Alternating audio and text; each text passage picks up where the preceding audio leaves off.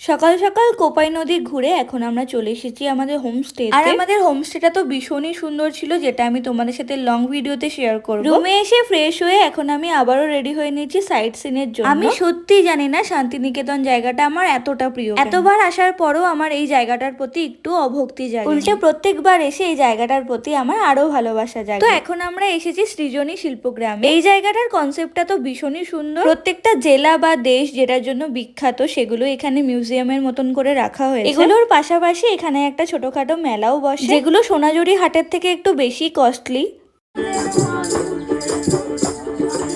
এখান থেকে বেরিয়ে আমপোড়া শরবত খেয়ে আমরা চলে এসেছিলাম সরকার রাজবাড়িতে। আর তারপর এতটাই খিদে পেয়ে গেছিল যে কোনো দিকে না তাকিয়ে সোজা চলে এসেছিলাম রামশ্যামে। খিদের পেটে এত ভালো ভালো খাবার দেখলে তো খিদেটা আরো দ্বিগুণ বেড়ে যায়। তো সুন্দর একটা লাঞ্চ সেরে এখন আমি চলে এসেছি সোনাঝুরি হাটে। তো চলো আমিও কেনাকাটা করে রুমে যাই আর এই ভিডিওটা এখানেই এন্ড করি।